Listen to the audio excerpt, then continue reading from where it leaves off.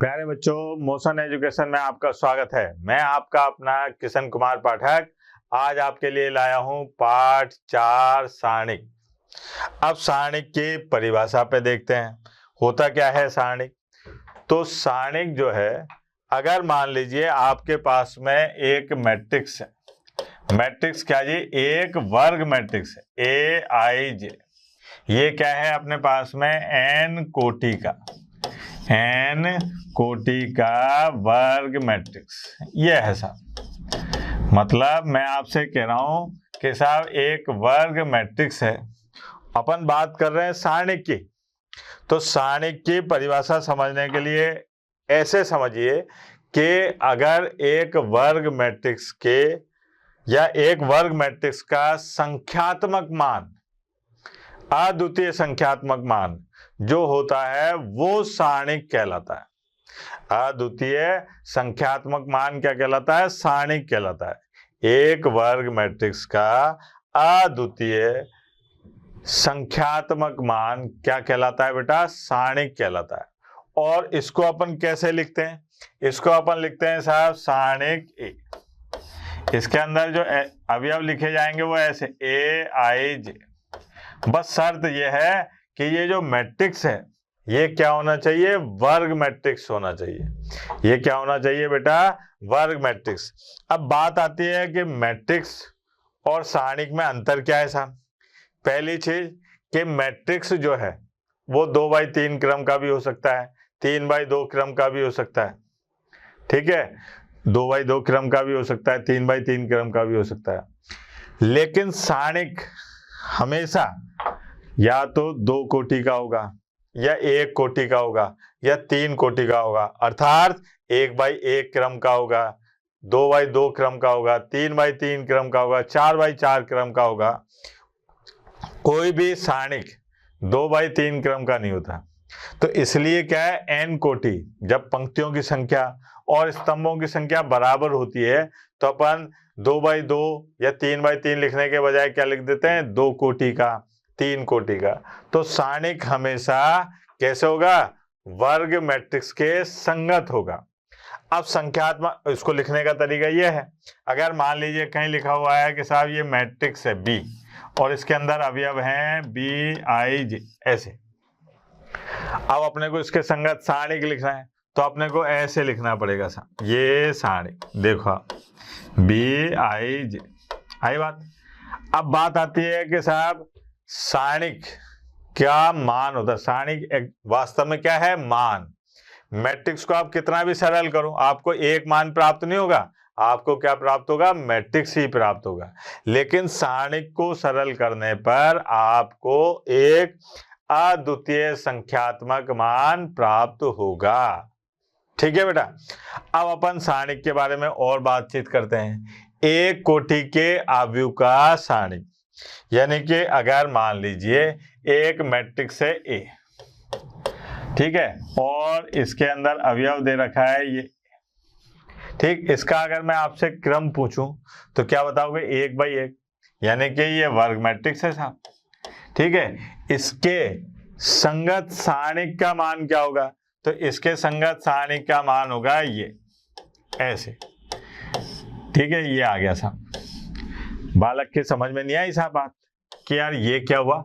अगर मान लीजिए यहाँ पर कोई मैट्रिक्स है जिसके अंदर अवयव लिखा हुआ है 3, इसका क्रम क्या है बेटा, 1x1, यानी कि ये 1x1 क्रम का वर्ग मैट्रिक्स है। अब मैंने इसके संगत सारणिक की बात करी तो संगत सारणिक का मान क्या आ जाएगा अपने पास में, ये देखो आप, और सरल करने पर क्या आ जाएगा, 3। ये हो गया। अब बालक कहे कि अगर मार साहब ये ऐसे लिखा होता तो, मान लीजिए ये है, तो ये 1x1 क्रम का वर्ग मैट्रिक्स है, तो इसके जो संगत सारणिक आएगी, ठीक है, ऐसे करके लिखेंगे। तो क्या यहाँ पर मैं -3 लिखूंगा कि +3 लिखूंगा, तो बेटा -3 ही लिखना पड़ेगा आपको। इसकी तुलना आप मापांक से ना करें, ये मापांक नहीं है। अगर ये मापांक होता तो यह -3 की जगह क्या आ जाता, +3। ये केवल सारणिक है। सारणिक को अपन हमेशा दो खड़ी डंडियों के बीच में लिखकर दर्शाते हैं।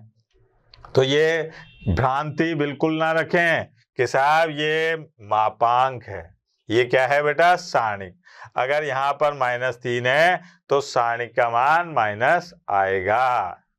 ठीक बेटा, ज्यादा कठिन नहीं है।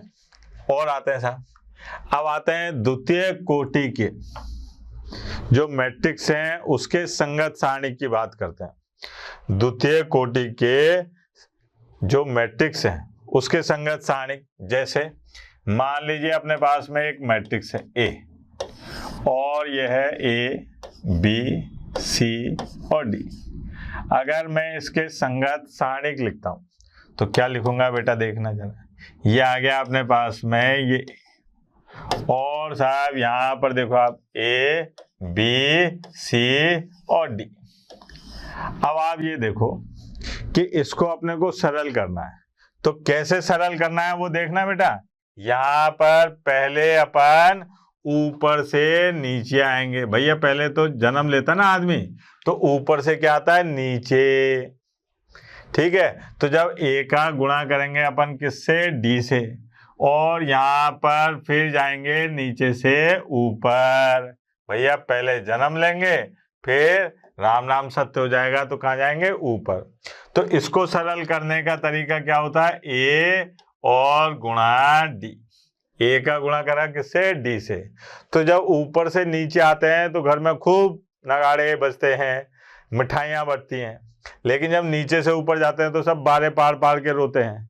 तो जब ऊपर से नीचे आएंगे तो चिन्ह में कोई परिवर्तन नहीं है, लेकिन जब नीचे से ऊपर जाएंगे तो कमी आएगी, परिवार में कोई कम होता है, तो यहाँ पर माइनस का चिन्ह आएगा और ये हो जाएगा सी गुणा बी, जो सरल करने पर मान प्राप्त होता है। नहीं आई बात समझ में? और देखते हैं, यहाँ पर मैंने लिखा था ए, ठीक है, ये है 3, 2, 1, 5। ठीक, ये अपने पास में 2x2 क्रम का एक मैट्रिक्स है। ठीक, अब मुझे इसके संगत सारणिक का मान निकालना है। तो जब मैं इसके संगत सारणिक का मान निकालने गया तो मुझे क्या मिला? देखना जरा, 3, 2, 1, 5। अब मैं ये कह रहा हूं कि साहब पहले मैं ऊपर से नीचे आऊंगा ऐसे, और फिर मैं नीचे से ऊपर जाऊंगा। तो इसका मान कैसे निकालेंगे साहब? ये देखते हैं। यहाँ आया अपने पास में 3 का गुणा करा 5 से, कितना आएगा बेटा? 3 का गुणा 5 से करेंगे तो 15। फिर माइनस का चिन्ह। ये माइनस का चिन्ह क्यों आ रहा है? क्योंकि मैं नीचे से ऊपर जा रहा हूं। जब कभी मैं नीचे से ऊपर जाऊंगा तो यहाँ पर माइनस का चिन्ह आएगा। ध्यान देना, सरल करना। ये छोटी सी बात है, लेकिन अगर समझ में आ गई तो सारणी का अपन उंगलियों पे सरल करेंगे। अब यहाँ पर आ गया -2, 15 में से 2 गए तो कितने बचे बेटा? 13। अगर मान लीजिए यहाँ पर एक मैट्रिक्स है बी, ये लिखा अपन ने 4, 3 और 1 -2, ये आ गया साहब। अब अपने को इसके संगत सारणिक का मान निकालना है। तो यहाँ देखिए आप, ये आ गया अपने पास में बी, और ये आ गया अपने पास में 4, 3, 1 -2। ठीक है बेटा, अब यहाँ पर सरल करने गए तो देखना जरा कि यहाँ पर आप पहले ऐसे आएंगे ऊपर से नीचे, 4 का गुणा करेंगे -2 से, और साहब 1 का गुणा करेंगे 3 से। जब 4 का गुणा मैंने -2 से करा तो क्या आएगा बेटा? देखना जरा, ये आ गया -8। अब बालक कहे कि सर यहाँ तो प्लस आता है, तो ये प्लस क्रिया का प्लस नहीं है, ये इन दोनों को गुणा करने पर ऋणात्मक मान प्राप्त हो रहा है, इसलिए माइनस आया। जब मैं नीचे से ऊपर जाऊंगा तो यहाँ पर माइनस का चिन्ह आएगा, और गुणा करने पर जो मान प्राप्त हो रहा है वो क्या है? 3। तो ये आ गया 3। अच्छा बेटा, -8 और -3, -8 और -3 कितने हो जाएंगे? -11। ठीक है बेटा, आई बात समझ में? अगर अपन बात करें कि साहब इससे संबंधित प्रश्न कैसे आएंगे। तो देखो आप, इससे संबंधित जो प्रश्न आते हैं वो बड़े मजेदार आते हैं। जैसे एक मैट्रिक्स दे रखा है ए, तो अपने को दिखाना है कि 2a सारणिक का मान बराबर होगा 4 इंटू सारणिक a के। मतलब पहले मैंने क्या काम करा कि साहब यहाँ पर आया हल। देखना जरा, बड़ा मजेदार क्वेश्चन है। दिया है, क्या दिया है साहब, दिया है अपने को कि साहब एक मैट्रिक्स है 2x2 क्रम का, 1 2 4 2। ठीक है, अब मैंने क्या काम करा कि इसके संगत सारणिक का मान निकाला, इसके संगत सारणिक का मान निकाला ऐसे करके। तो मुझे क्या प्राप्त हुआ बेटा, देखना जरा, 1 2 4 2। अब इसको सरल करने गया तो पहले ऊपर से नीचे आया, फिर नीचे से ऊपर गया तो ऋणात्मक चिन्ह आ गया, -8, तो बराबर आ गया -6। मतलब इस मैट्रिक्स ए के संगत सारणिक का मान कितना है, -6। मतलब ऐसा कह सकते हैं कि सारणिक ए जो है ये बराबर है -6। अब मुझे किसकी जरूरत पड़ेगी, 2a की, यानी कि ये 2a। अब आप जानते हो कि अपन ने मैट्रिक्स में पढ़ा था कि अगर किसी अदिश राशि का मैट्रिक्स से गुणा किया जाए तो इसका मतलब ये होता है कि उस अदिश का प्रत्येक अवयव से गुणा होगा, यानी कि 2 का इन सब से गुणा होगा। तो यहाँ पर आएगा 2 4 8 और 4। ठीक है ना, ये आ गया साहब। अब अगर मान लीजिए मैं इसमें ये सारणिक निकालूं, इसके संगत सारणिक का मान निकालूं, तो ये क्या आएगा बेटा, जरा देखना। ये आया अपने पास में 2 4 8 4। पहले मैं ऊपर से नीचे आऊंगा, फिर नीचे से ऊपर जाऊंगा, तो ये आ गया 8 और -32। अब -32, 8 में से 32 को माइनस करेंगे तो क्या आएगा बेटा, -24। अब प्रश्न में ये कह रहा है कि साहब 2a का मान और 4 गुणा सारणिक a का मान। अब 4 गुणा सारणिक a का मान कितना है बेटा, तो सारणिक a का मान है -6, तो ये आ गया अपने पास में -24। अब आप इन दोनों को देख के बता सकते हैं कि साहब सारणिक 2a बराबर है 4 गुणा सारणिक a के, इति सिद्धम।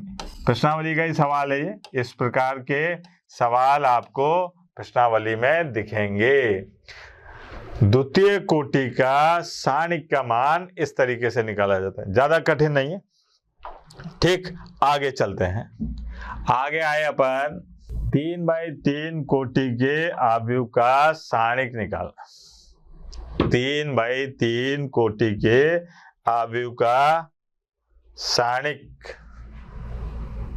का मान निकालना। ठीक है, सारणिक अपने आप में मान है तो सारणिक निकालना। अब यहां पर देखिए आप, मैंने एक मैट्रिक्स लिया, ये है साहब 3x3 क्रम का, ऐसे लिख दूं, A11 A12 A13 और साहब A21 और A22 और A23 A31 A32 और A33, ये आ गया साहब। अब अगर मान लीजिए इसके संगत सारणिक की बात करता हूं, तो इसके संगत जो सारणिक आएगा वो ऐसे लिखाई में आएगा, देखना जरा, ये ऐसे A11 A12 और A13 A21 और A22 A23 और A31 A32 और A33, ये है सब। अगर अपन बात करें इस सारणिक की तो ये आ गया सब सारणिक ए। अब इसको हल कैसे करेंगे, तो हल करने से पहले अपने को कई सारी बातों का ज्ञान होना चाहिए। पहली चीज कि सारणिक में हर अवयव अपना एक स्थान लिए होता है और उस स्थान का एक चिन्ह होता है।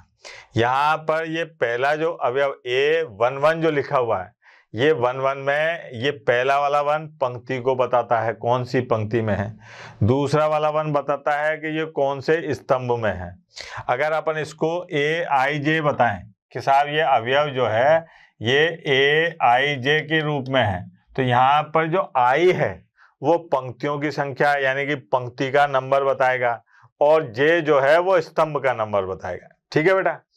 अब यहाँ पर हर अवयव अपना एक स्थान फिक्स रखता है, तो अब उस स्थान का एक चिन्ह भी होता है, उस स्थान का एक चिन्ह भी होता है। जैसे अगर मैं यहाँ पर बात करूं कि साहब इस सारणिक में जो ये अवयव लिखे हुए हैं इनका चिन्ह क्या होगा, तो वो चिन्ह होगा बेटा देखना जरा ऐसे, ये होगा प्लस माइनस प्लस, फिर माइनस प्लस माइनस, फिर प्लस माइनस प्लस।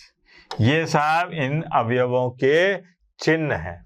जब इसका अपन प्रसार करेंगे, इस सारणी का मान निकालेंगे, तो इनका अपने को ज्ञान होना जरूरी है। जब अपन इन सारणिकों का मान निकालेंगे तो इनकी अपने को बहुत जरूरत पड़ेगी। अब बालक ने कहा साहब ये रटना पड़ेगा क्या, ये अपने को कैसे पता कि इस अवयव का चिन्ह ये होगा, इस अवयव का चिन्ह ये होगा। तो इसके लिए अपन क्या काम करते हैं, वही तरकीब नंबर 13 आइटम नंबर 14 लगाते हैं। क्या लगाते हैं साहब कि अगर मान लीजिए I और प्लस I प्लस J, इसको जोड़ने पर अपने को 2 मान प्राप्त होंगे। अगर I और J का मान सम संख्या है, I प्लस J का मान सम संख्या है या फिर विषम संख्या है, दो ही स्थितियां आएंगी, या तो क्या होगा सम संख्या या होगा विषम संख्या। अगर सम संख्या होता है तो यहाँ पर -1 और साहब इसका मान है सम संख्या, ठीक है, और क्या आ जाएगा बेटा AIJ ये, ठीक। यहाँ पर विषम संख्या आता है तो -1 और विषम संख्या, ठीक है, और क्या आ जाएगा अपने पास में AIJ। मतलब आप इसको ऐसे समझिए कि अगर I प्लस J का सम यानी कि योग अगर सम संख्या है तो चिन्ह कैसा आएगा प्लस का, और I और J का योग अगर विषम संख्या है तो चिन्ह कैसा आएगा ऋणात्मक। ठीक है, ये किसके चिन्ह है बेटा, अवयवों के। अब अपन इसको सारणिक को सरल करना सीखते हैं, इसका प्रसार कैसे करते हैं उसके बारे में जानकारी लेते हैं। ठीक है बेटा, देखो आप कैसे आएगी साहब इसकी जानकारी। सबसे पहले मान लीजिए अपने पास में एक सारणिक है A और ये है अपने पास में क्या है 2 4 5 1 3 2 2 1 3, ये सारणिक है। अब मैं इसको सरल करना चाहता हूं, तो मैंने क्या काम करा कि यहाँ पर हर अवयव का एक चिन्ह है, मतलब इसका चिन्ह है साहब प्लस, ठीक है, माइनस प्लस, फिर minus minus minus plus minus और प्लस माइनस प्लस, ये है सब। अब मुझे इसका प्रसार करना है, तो प्रसार करने का जो तरीका रहेगा, मैं इनमें से किसी एक पंक्ति के सहारे इसका प्रसार करूंगा या फिर एक स्तंभ के सहारे इसका प्रसार करूंगा। तो पहले मैं इस पंक्ति के सहारे करता हूं। इस पंक्ति को मैं कहूंगा R1, इस पंक्ति को कहूंगा R2, इसको कहूंगा R3, ये कहूंगा C1, C2 और C3, जैसा अपन ने मैट्रिक्स में करा था। ठीक है, अब बात करते हैं अपन कि इस पंक्ति के सहारे में सरल करने गया, तो सबसे पहले मैंने अवयव लिया कौन सा, ये है प्लस का 2, ये प्लस के 2 ले लिया। फिर एक मैंने यहाँ पर छोटा सारणिक बनाया। अब इस सारणिक के अंदर जो अवयव लिखूंगा वो कैसे लिखूंगा देखना जरा। मैं क्या काम करूंगा, जो मैंने अवयव लिया है 2, इस स्तंभ को छुपा लूंगा और इस पंक्ति को छुपा लूंगा। क्या करूंगा, इस स्तंभ को छुपा लिया, इस पंक्ति को छुपा लिया, तो जो अवयव बचे कौन कौन से, ये 3 2 1 3, तो वो यहां लिख दूंगा 3 2 1 3। क्या आ गया। फिर मैं दूसरा अवयव लूंगा 4, लेकिन 4 का जो चिन्ह है वो कैसा है, ऋणात्मक, तो यहां पर आएगा -4। 4 तो कौन, अवयव, और ये चिन्ह कहां से आया, जो अपन ने अवयव का चिन्ह लिया -4। फिर मैं क्या काम करूंगा, जिस पंक्ति में ये 4 है उस पंक्ति को छुपा लूंगा, और जिस स्तंभ में ये 4 है उसको छुपा लूंगा। तो जब इनको छुपाने पर मुझे क्या मिलेगा बेटा, मुझे मिलेगा, देखना जरा, इसको छुपा दिया, इसको छुपा दिया, तो यहाँ 1 2 और 2 3, ये हो गया सा 1 2 2 3।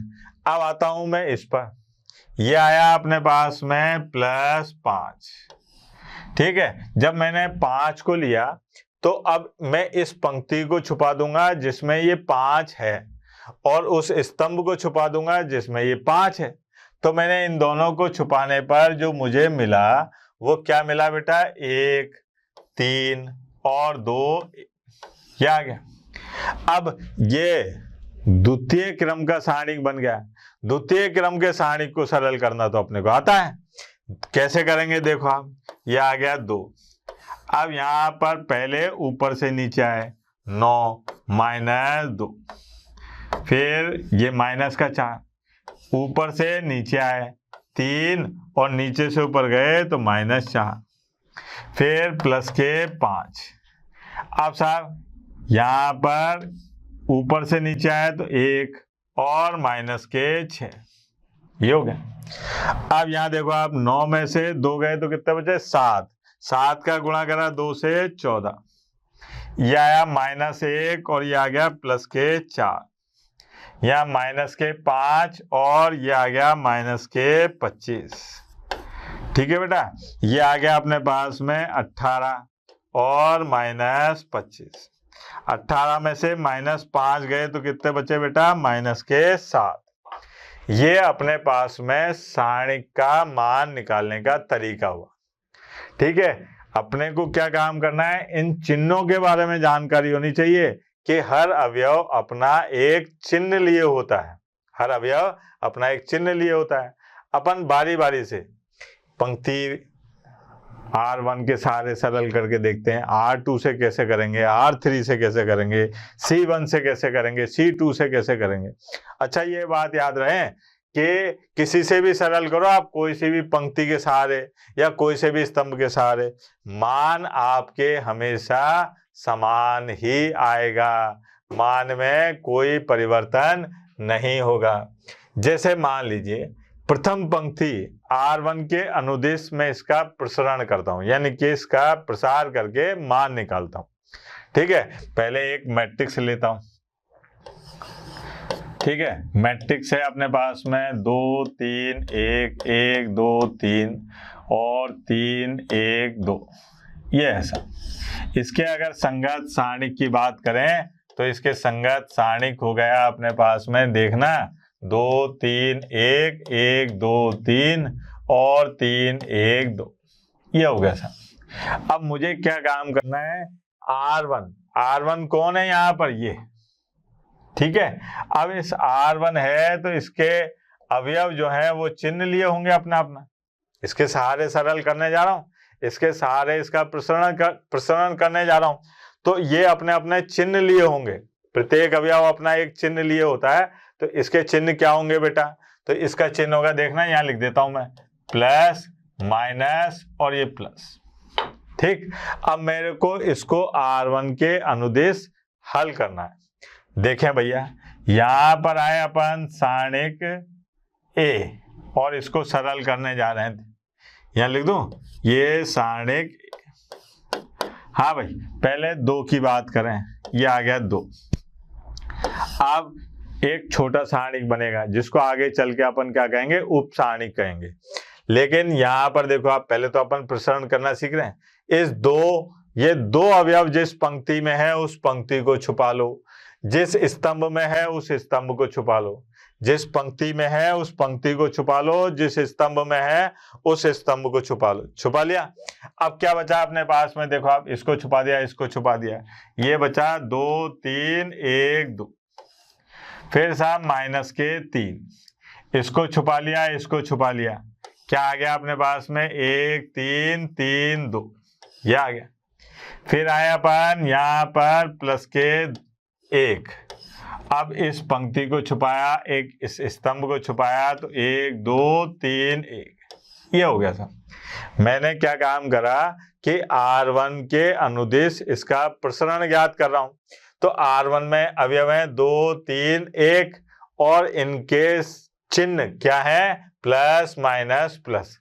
अब चाहे आप AIJ को I और J का योग करके देख लो, अगर सम आता है तो प्लस, विषम आता है तो माइनस। याद थे इसलिए लिख दिया। अब 2 जब लिया अवयव, तो जिस पंक्ति में अवयव 2 था उसको छुपा लो, जिस पंक्ति स्तंभ में अवयव 2 था, जिस स्तंभ में अवयव 2 था उसको छुपा लो।